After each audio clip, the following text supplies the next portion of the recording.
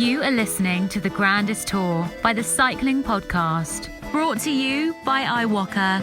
Flexible loans built for small businesses.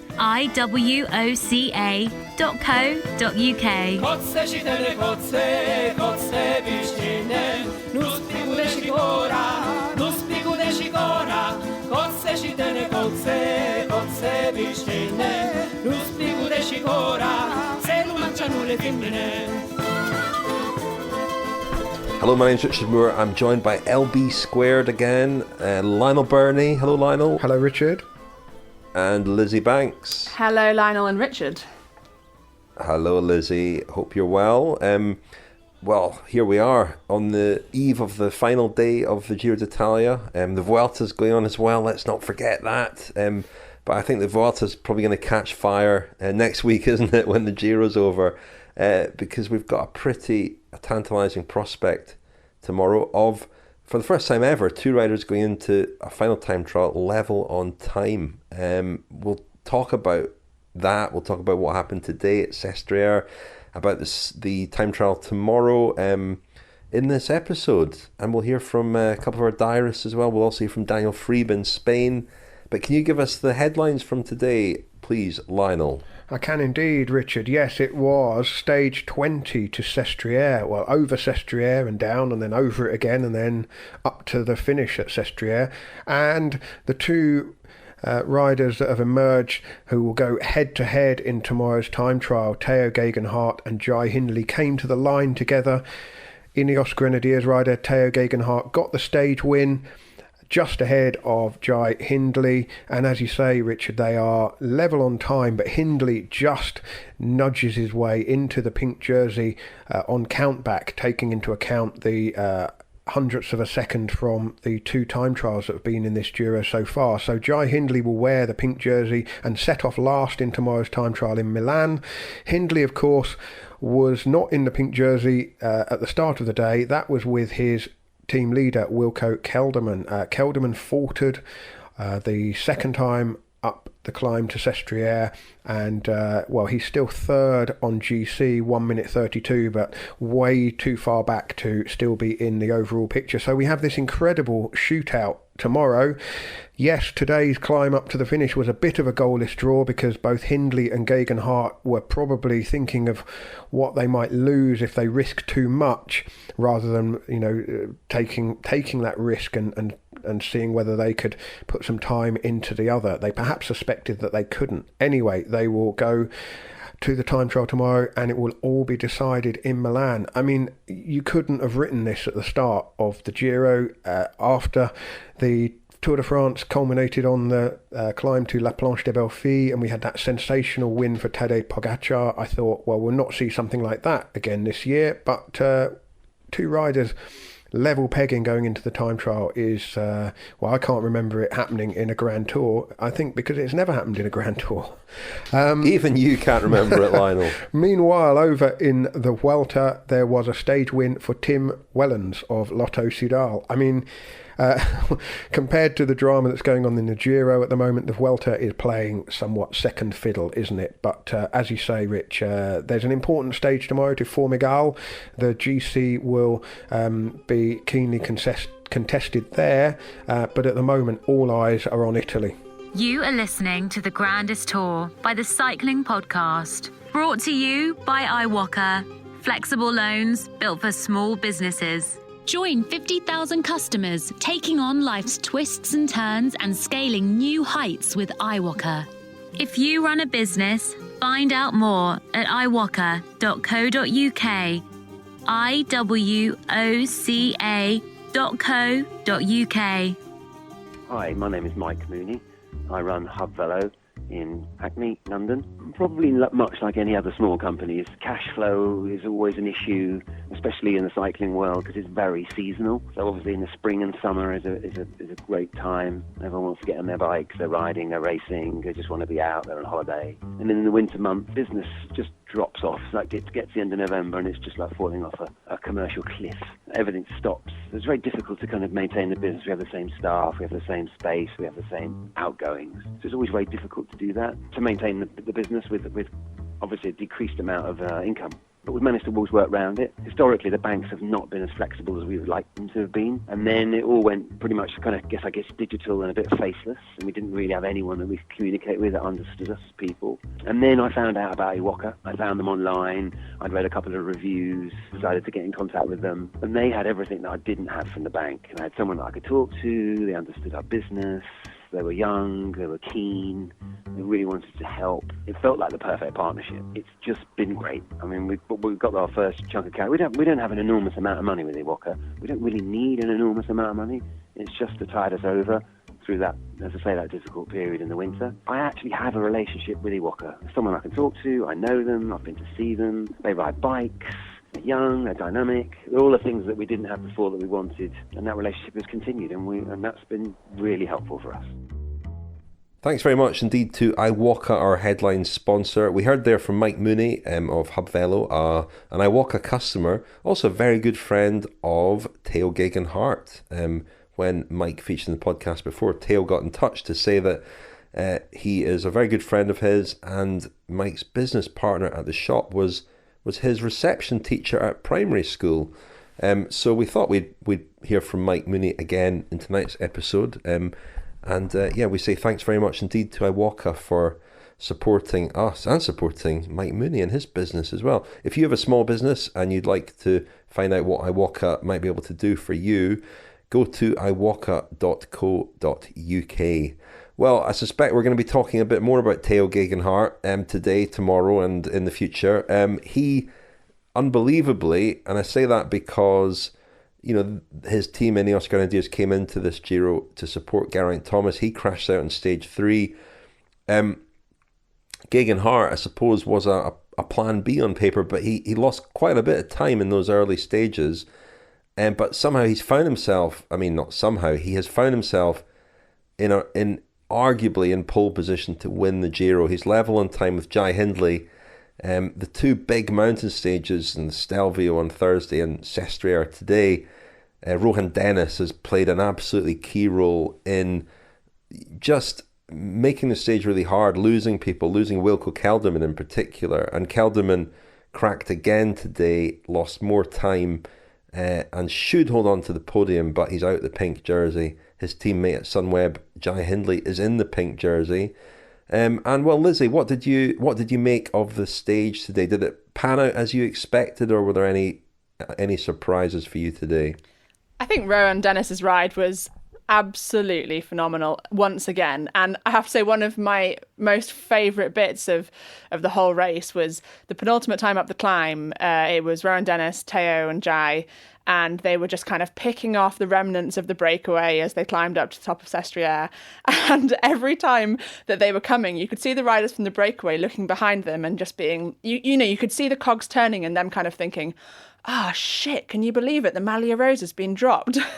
And kind of seeing how all of that was working and just seeing his ride again, he really rode out of his skin. I thought that was amazing. But I have to say, I was a bit disappointed with the lack of fireworks. I really hoped we'd get some big attacks, but I'm kind of not surprised. I think that both Jai Hindley and Tao, I think that they're both quite new to this and they're both in a position that they never thought that they would find themselves in this Giro.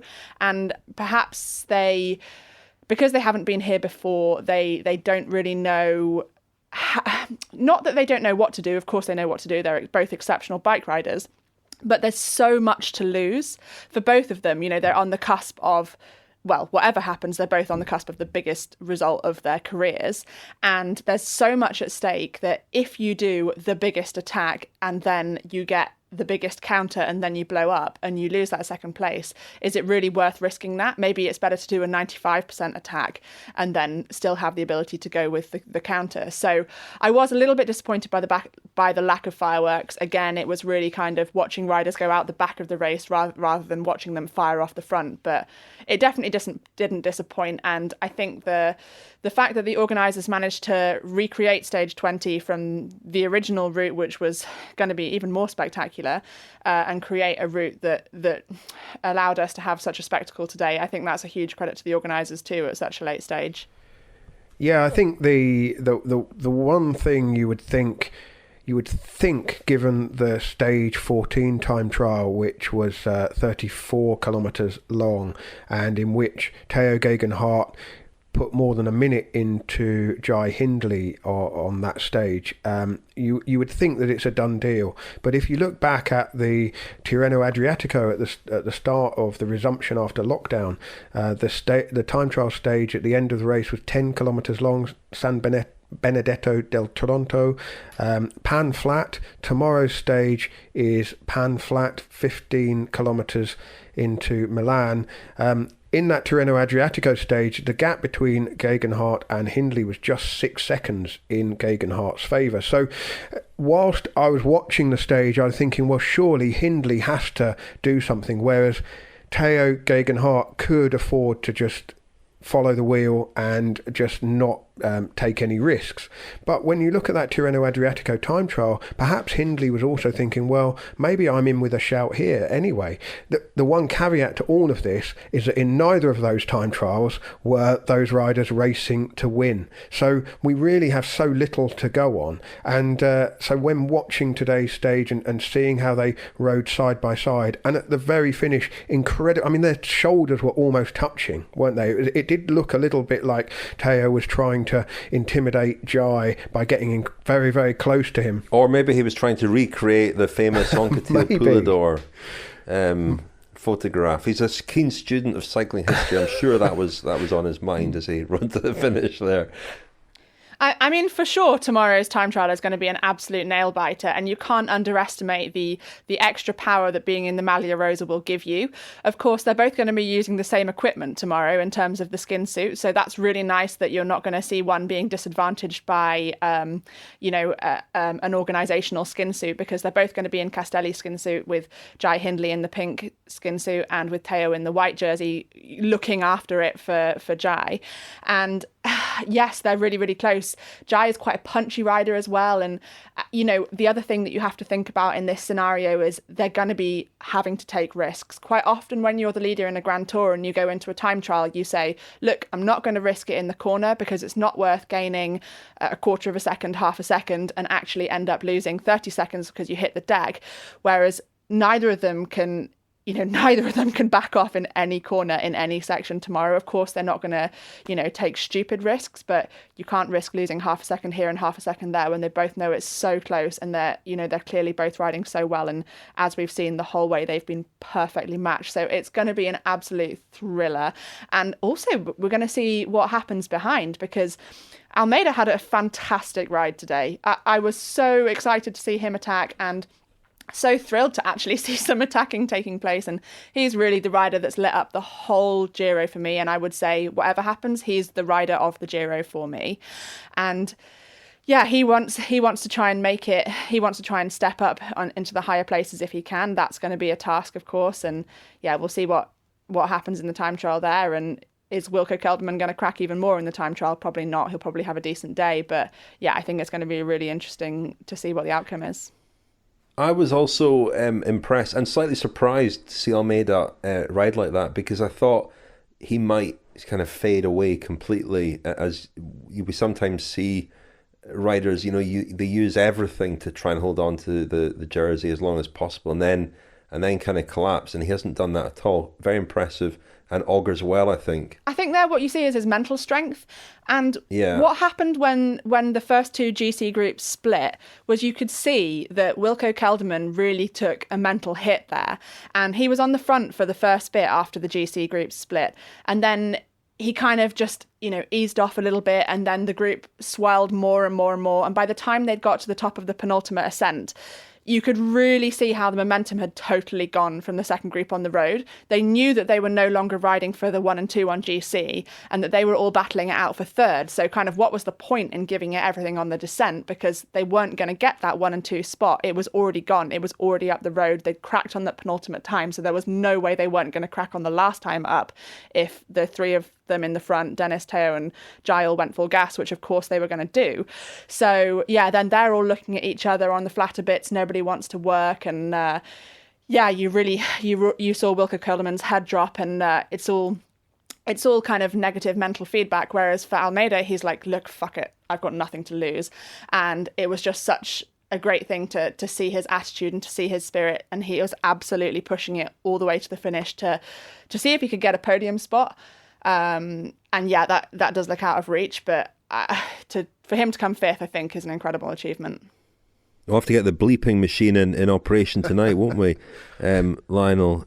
But there was an interesting moment on the penultimate time up Sestriere when Rohan Dennis went off the front, and there was just a moment where it looked like Tao couldn't hold his wheel. I don't know if that was just Dennis. I think everybody's reading too much into this, because it could have been one of those things that Dennis just did a tiny acceleration. Maybe there was a kind of slight rise in the road, or I don't know, maybe Tao's taking a gel or something like that. And Tao didn't want to go with that acceleration, so Tao just kept riding at his steady pace and then came back to him. Because what you've got to remember is that every single time you do a tiny acceleration, it burns off a match or a tiny bit of a match. And if he doesn't need to do it, then why do it?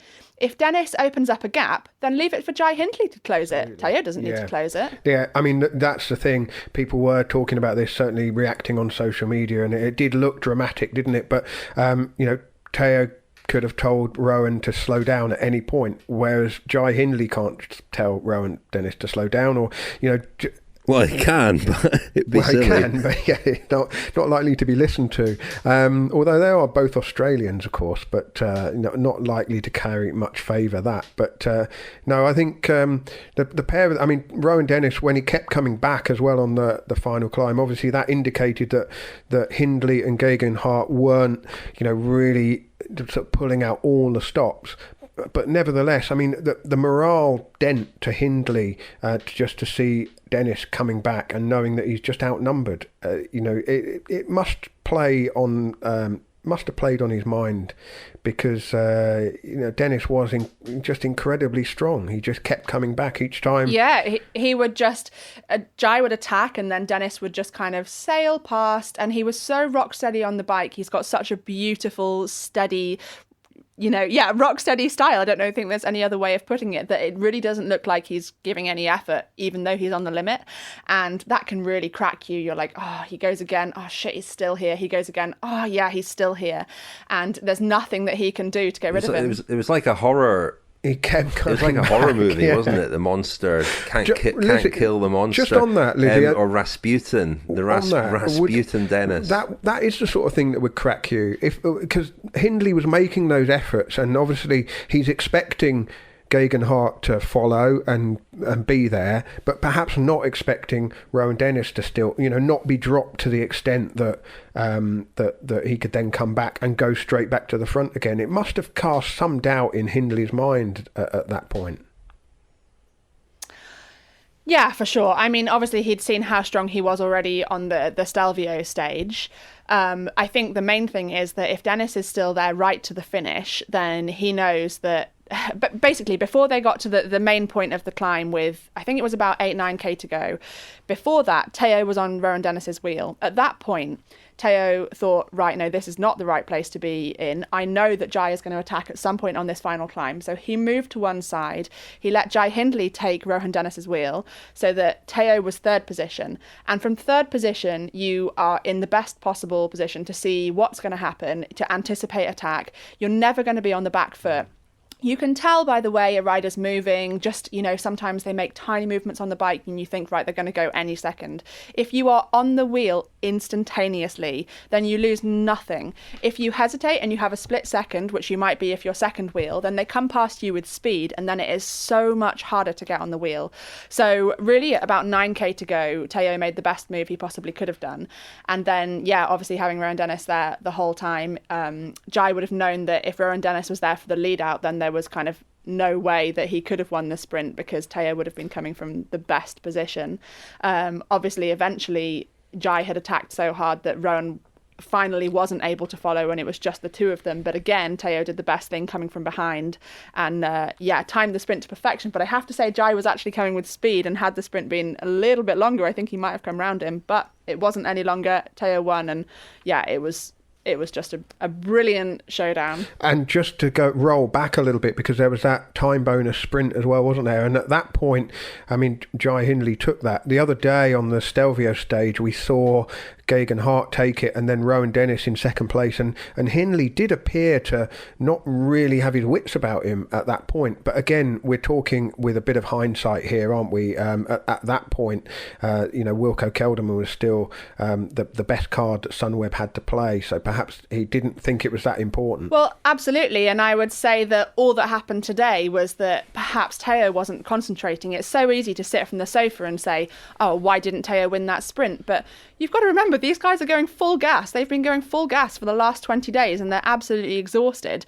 Although you've got the team car saying, don't forget there's a sprint here, it's so easy to just forget for a moment. You're looking down at your handlebars, you're giving it everything to go, and then, and it's literally that split second where he jumps and you go, oh God, I'm too late. And then at that point, is it really worth making so much of an effort when you know you're not going to come around him? So it's better to just kind of roll through, take the second place, rather than giving an effort to still take second place, but it'll be a little bit closer than it was before. So yeah, I mean, mistakes happen. Everybody's human, and I really thought about that, and I think that probably what happened is he just kind of, I don't know, mistimed it or just forgot where it was, or I don't know. It's a no-brainer. Was thinking about something else. Far better to win the stage, take the bigger time bonus at the finish than worry about the smaller one down the road. So I mean, for sure, it's better to take both, and then he would have been in pink. But perhaps it's better for him to not be in pink and have slightly less pressure going into tomorrow. So we'll see. Just before we talk about tomorrow's stage, you were mentioning, Lizzy, about Almeida. I thought De Koning Quickstep had a fantastic day today. There was a period where Davide Ballerini was chasing the Movistar rider Rubio, and then in the next group they had two riders, Honore and Peter Seri, and Seri was in, well, he kind of got up the road and was on the coattails of the Dennis Express for a while, wasn't he, before falling back. And then we saw James Knox, doing an incredible job for Almeida before he launched that attack. And they really haven't they haven't taken losing the pink jersey lying down by any stretch. No, absolutely. The way De Koning Quickstep rode today, they treated it like a proper bike race, and they went out there to try and get onto the podium, and they weren't able to do that. But I think that they basically died trying, and they did everything that they could.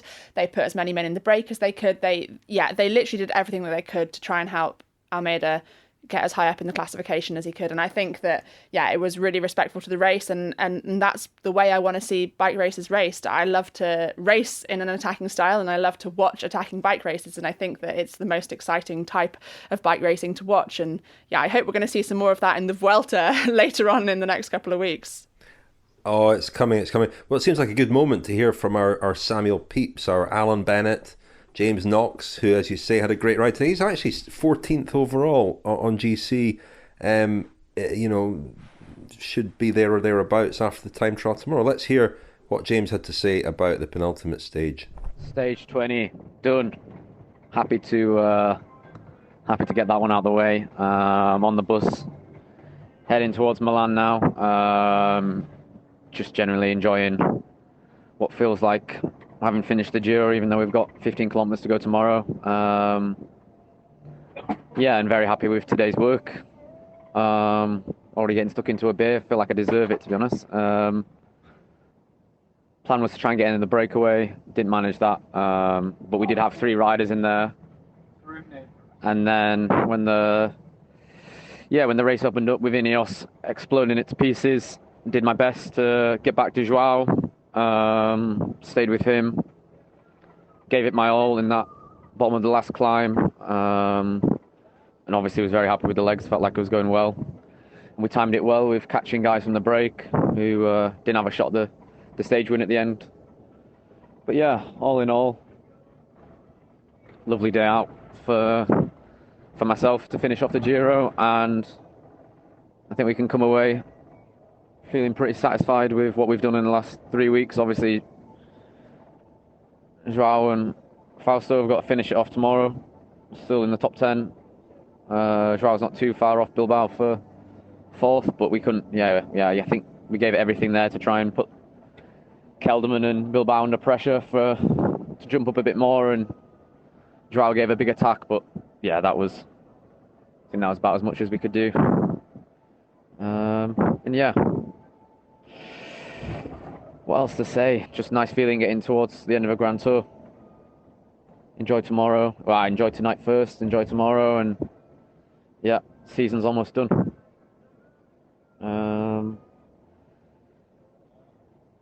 Only other thing I can think of is that I had family holidays as a kid with some family friends in Briançon, and when I think I was 13 or 14, we took the car over to Susa, rode over the Finestre, all the way up Sestriere, and then Montgenèvre down into Briançon. And so I did remember the roads, and it's that drag from all the way up to Sestriere goes on and on and on, and then yeah, hard laps to finish here today, but pretty amazing race too with Tao and Jai joint on time going into tomorrow's TT. Both of them good friends, so yeah, strange situation in that sense, but just wish them both the best. May the best man win, so to speak. Yeah, but it's been a tough Giro. Yeah, I haven't really got too much to say today, to be honest. Felt like I've left it out there on the road. There's been many, many, many kind messages. I'll still do an audio diary tomorrow, obviously, but over the last 2.5 weeks, a lot of nice messages, all of which I appreciate. Any questions for tomorrow, get them in last minute, and I'll try and answer them, but that's my bit for today. So, thanks again. Chute à l'arrière du peloton, Cycling Podcast Team Car at the back of the pack, please. Well, a couple of days ago, we announced that we are partnering with Laka to create a community within a community. Laka, of course, is collective bike insurance made especially for cyclists to cover your bike and equipment on and off the bike. They transformed the traditional insurance model to provide customers with a fairer, collective-driven approach to cycle insurance. So say goodbye to fixed upfront premiums. Instead, your monthly contributions are based on the collective's claims that month, and your monthly price is capped, so the savings are all for you. And now Laka have some big news because they're launching their first ever crowdfunding campaign, and they're offering equity in Laka for anyone who wants to sign up. Cyclists have helped Laka bring a much better model of insurance to the community of cyclists who have signed up, and that's why they want to invite anyone to join the ride. So if as you're a listener to the Cycling Podcast, you can own a part of Laka and invest in the future of the company from as little as £10 and then become a part of this big collective community. So to register and find out more about Laka's crowdfunding, head to www.laka.co. That's LAKA.co. Remember that when investing, your capital is at risk. This announcement was approved by Cedars. That's the technical kind of disclaimer bit. Richard, I'm sure you'll be investing a tenner, won't you? Certainly, Lionel. I'm already a Laka customer, of course, but yeah, I can maybe spare a tenner. If you do it, I'll do it. How about that? Okay, I'll match you, Richard. Matching a Scotsman's investment in something. Here we go. Amazing. back to the Giro. We will get onto the Vuelta, I promise. We're going to hear from Daniel. I mean, Lizzy, you were disappointed at the lack of fireworks. It's worth saying, Jai Hindley and Tao Jai Tie have looked very, very good on these two mountain stages, and Hindley's maybe even the bigger surprise. I spoke to him at the Giro last year because we did a little feature on a few survivors of the baby Giro from 2017 when he was third in that race. Pavel Sivakov was the winner, Scott Davis was fourth, Mark Padun was fifth, Nielsen Paulus was sixth, and Lucas Hamilton was second. He was also riding extremely well at this Giro before Mitchelton Scott unfortunately had to pull out. Who knows what might have happened had they not pulled out, because he looked incredibly good on Etna. But Jai and Jumbo-Visma, of course. And Jumbo-Visma pulled out as well. Yeah, but I mean, Jai Hindley has really sort of come of age here. He's only 24 years old. On the climbs, he's looked, the real deal. And I'm sure he's got a great future, and he's got a great future on that team, which is a really proven developer of young talent. But the other guy today, of course, is Wilco Kelderman, who was in the pink jersey and cracked again, sort of second big mountain day in a row, I suppose. And I mean, you know, there was some talk a couple of days ago on the Stelvio whether Jai Hindley should have waited for him or not. I think that was put to bed today. He might have helped him lose, you know, a bit less time, but it wouldn't have been enough, I don't think, for him to win the Giro tomorrow in Milan. But Kelderman obviously had a disappointing day today, spoke at the finish. He's very gracious, I thought. Here he is at the finish, Wilco Kelderman. It was like we expected, and we had the plan up front to react, and Jai was good enough to follow, but I wasn't. That was actually the same as the Stelvio stage. Actually, the best two climbers were in front, so in the end, it was a bit disappointed that I couldn't finish it off, but in the end, I can be also proud with those podium spots, and hopefully Jai can finish it off tomorrow, and then a really nice team result. TT is for sure always who gets, so we'll see what happens, but I think they will not so bad that they can gain another 1.5 minutes. So. I think they did the right decision with tactics in the end. I think it's good. So. Well, I got the impression after the Stelvio stage that Kelderman was a bit annoyed and felt that Hindley should have waited for him, but he was, as I say, very gracious at the finish, and reflecting on a good team performance that should see them finish with two riders on the podium. Just really the top two places to be decided. Who's your money on, Lizzy? My money's still on Tao. Like I said yesterday, I thought that Tao would take the pink jersey into Milan. I almost got it right. I mean, they're on the same time. And actually, I have to say I misunderstood the countback process, because in the female Grand Tours, or in the female larger tours, we often don't have time trials. And therefore, the countback is done on most stage wins. And if that were the case, then Tao would have gone into the pink jersey. So when he crossed the line, my assumption was that Tao with 2 wins and Jai with 1, Tao would wear pink in Milan. But yeah, I think the odds are on Tao in the time trial tomorrow. Jai knows that he's got more work to do, but we know that anything can happen. Crashes can happen, punctures can happen, misfortune can intervene and hopefully won't. But I think that Tao's got this, and I just think that what an incredible story. You come here without a leader, and it's like my team in the Giro, and so often when you don't have the expectation, you overperform, and sometimes when you do have the expectation, you underperform. And it's been such a great story of kind of new riders coming through and new talent emerging, and really a changing of the guard. And actually, speaking of changing of the guard, it was great to see how Nibali never gave up. He obviously didn't have the form and the fitness that he had done in previous years, and he wasn't able to match the young riders, but he never gave up, and he still fought to 7th place. And to be able to be only a few minutes down after 20 days of racing it's a great performance, and it was a really noble ride, I would say. Just on the time trial tomorrow, Lizzy, I mean, how helpful is it to Tao Geoghegan-Hart that he's got the current and former world time trial champions Filippo Ganna and Rowan Dennis in the team? I mean, if you were in Tao's position, would you want to be soaking up lots of advice from those two guys, or would you just want to kind of bring down the shutters a bit and concentrate on your own ride? I think this evening, Tao won't want to focus on it that much. You know, they will, of course, have done their recon. They will, of course, go over in detail every aspect of the course. They'll probably pre-ride it tomorrow morning, I would imagine, especially with it being only 15 point something kilometres.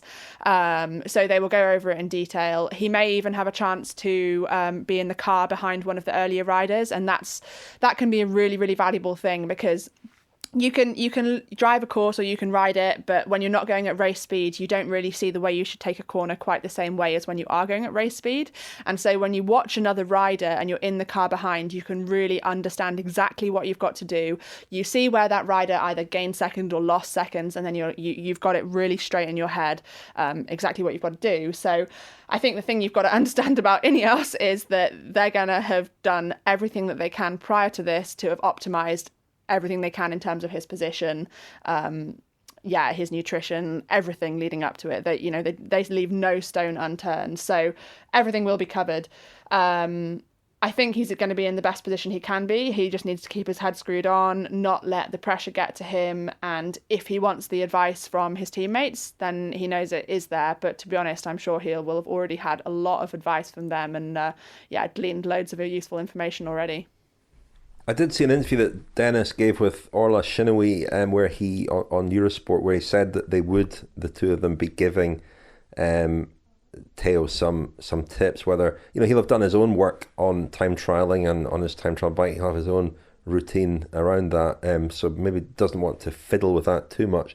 Another little tidbit from Orla was that the Team Ineos had a helicopter laid on for Tao, whereas the Team Sunweb riders had a 2.5-3 hour bus journey ahead of them tonight. Again, it could make a little difference, who knows, but I think in the end all the comparisons with previous time trials are almost meaningless. It's about how your legs are after 3 weeks of racing, and also and for sure. But recovery is such a huge part of that.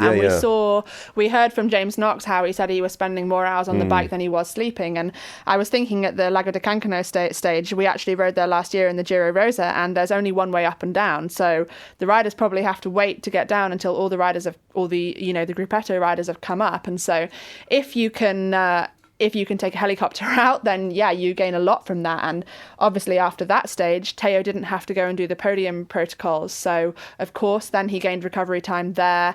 You forget, when you're sitting around doing the podium protocols, you're up at the top of a mountain and it's freezing cold and you can't get your legs up. You're later for massage, you're later for dinner. Everything in the recovery process is delayed. So of course, he had to do that for the stage win today, but thankfully for him, he wasn't in the pink jersey, so he wouldn't have had all the extra interviews, so that he can just jump in his helicopter, get straight to Milan, really get straight on with that recovery process, get straight on with the kind of, there's so much media and you get so many messages when something like this happens, and it's sometimes easier to just turn your phone off and ignore it because there are so many distractions and maybe you can't sleep because you're so excited and all of this stuff, and really all you need to do is switch off, sleep, and then wake up the next day and focus on that. The Cycling Podcast is supported by Science in Sport. Science in Sport. Fueled by science. Thank you very much to Science in Sport for their support of the Cycling Podcast. If you want 25% off all your Science in Sport products, go to scienceinsport.com and enter the code SISCP25. Don't forget their Turbo Plus range with menthol flavours. Keep you cool while you're doing your indoor training. Maybe you on your Zwift ride tomorrow morning, Lionel, maybe you'll be wolfing down the Turbo Plus range. I will. Yeah, you will. I can confirm. Well, listen, let's cross to Daniele Friebe in Spain at the Vuelta a España. Well, there was plenty of brain power in that leading group today, and Tim Wellens is a clever chap as well. What else today at the Vuelta? Well, I had a couple of chats with Chris Froome, one at the start, one at the finish, about the Giro, which of course, everyone was keeping a close eye on today. Chris Froome predicted that Tao Geoghegan would make life very difficult for somewhere at Sestriere, and that's indeed what happened. And Froome also thinks that Geoghegan has almost got it in the bag tomorrow in the final time trial. Final bit of gossip from Spain today, chaps. Had a nice conversation this morning with Eusebio Unzué, the Movistar team manager, the wily old fox, who's been in charge of Movistar for a long time, and talked to him about Superman Lopez. Chiro has been tweeting that Superman Lopez could well be going to Movistar. Of course, this time last year, or at the Vuelta last year anyway, the last place we expected Superman to ever end up was Movistar, because he called them a bunch of idiots after the way they rode on one particular stage where Superman and some of the Astana boys were delayed behind a crash. But Unzué today, he looked to me like a man who just signed Superman, to be honest, or he sounded like it. I pretty directly asked him whether that was the case, and he sort of shrugged and smiled and was kind of enigmatic. But he referred to the incident at last year's Vuelta and said, well, life's too short to bear grudges. And then I asked him whether that also applied to his well-publicised, well-documented grudge or feud beef with the super agent Giuseppe Acquadro, which sort of led to Quintana leaving Movistar and Amador and Eusebio declaring last year they would never sign one of Acquadro's riders again. And Eusebio said, well, there are some things I just can't let go. So no prospect of that thawing anytime soon, I don't think. Well, Daniel there with some juicy gossip from Spain and his appreciation, admiration of a brainy break today at the Vuelta. He's always very sniffy about intelligent cyclists. He doesn't like intelligent cyclists, does he? He doesn't like the people who just. Is that why he's not appearing with me on the podcast? Yeah, that's exactly, yeah. He's, Roglic is his kind of prototype. Or is it because he's challenging me for the best tech show presenter? Because I've noticed that he's been very interested in his tech since the beginning of the Giro. I think you might get him on as a guest presenter at some point, Lizzy. God help us all. Well, we should say when I introduced you a couple of nights ago, or last night, I said you presented Service Course. If any of you out there haven't listened to Service Course yet, which Lizzy presents with Tom Wally, then do so. It's a brilliant listen. Even if you're not that into tech, which I'm not, it's a brilliant listen. So there you are. And Richard, yes. This month we're talking all about 3D printing, and tomorrow in the time trial we're going to see a lot of pretty cool 3D printed handlebars. And Tom Wally spoke to the guy who 3D printed Ganna's handlebars. Wow. I can't. 3D printing, you've lost me there. Sorry. I know. I'm just thinking. What happens if you run out of ink on the eve of a big time trial? I'm not bright. I'm not bright enough to have been in that break today with Tim Wellens, Guillaume Martin, and Tymon Arensman, a 20-year-old on Team Sunweb, who we had on our very last podcast from the Tour de France, because he finished second to Tadej Pogačar at the Tour de l'Avenir a couple of years ago. And I was keen to get his impressions on Pogačar from then. So we phoned him up and spoke to him. Very interesting young guy. Sunweb were kind of reluctant to have him thrust into the spotlight like that because they're trying to protect him. But at that point, he wasn't sure whether he would go to the Vuelta or not. He was on the long list. Obviously, he was picked for the Vuelta. And to finish third on a day like today in a break like that, very impressive ride. And another very impressive performance from Sunweb. They had many riders in all the moves today at the Vuelta. Such an impressive team and such an impressive young team. We had Mark Hershey at the Tour emerge. Maybe Tymon Arensman will be the emerging star at the Vuelta. Who knows? I mean, he's only 20, but that's no barrier these days, is it? No, absolutely not. And I think actually we see the same in the women's peloton as well. There's a lot of young riders coming through, and there really is across the board a big changing of the guard. And I think often you get that in an Olympic year. And of course, we're kind of in a semi-Olympic year. And maybe it's not quite the same in the men's peloton because there's not quite as much of a crossover with track and road. But I think in the women's, very much so, when you've got an Olympic year, you see a huge crop of riders retiring. And we've seen that, or we will see that a lot of those riders that were going to retire this year, they've moved their contract on 1 year to retire next year. And that's kind of signalled a changing of the guard with the younger riders coming through and taking this opportunity. And maybe it's for different reasons in the men's peloton that we're seeing this, but we are definitely seeing a number of greats kind of moving on from their period of greatness. And that really is opening the doors for an absolute huge wave of talent coming through. And it's really exciting to see because there's just absolutely shed loads of it. And I think that it's going to make the racing so exciting because all these guys are so hungry and they're all kind of similar age, and they're going to be hungry for it for a long time, and they're going to be fighting it out against each other. And I think that's going to create some really exciting racing. One of the exciting things about it, I mean, Daniel's just tweeted quite a funny tweet. The banter when Ineos fields this team at next year's Tour: Thomas, A. Yates, Bernal, Carapaz, Gegenhardt, Martinez, Sivakov, Port. That's all very well and good, and the sort of depth, the strength and the depth that Ineos have is ridiculous. But then you've got riders like Jai Hindley at the Giro here, just coming from nowhere, or indeed Tadej Pogačar at the Tour didn't come from nowhere. But this young talent is just bubbling up, and you can have all the stars, and it's everywhere. It's everywhere, exactly. You can have all the stars in the world on your team, but how do you sort of compete with how do you manage it, and how do you manage every single rider's expectations? Well, that as well, yeah. You've got to remember that every rider has their own goals, and they're not gonna accept just working for somebody the whole time. They're going to expect that at some point in the year they are going to have their own goals that they can work towards. And the thing is, if you don't have that, you have riders moving on to other teams, or you have unhappy riders, or you have rifts within teams. So you need to manage this expectation of every rider, and you need to find a way to give every single rider their opportunity. And that is one hell of a challenge, especially within a team like Ineos. And it's funny because the way that it's turned out this year, the way that they've managed to manage the riders' expectations is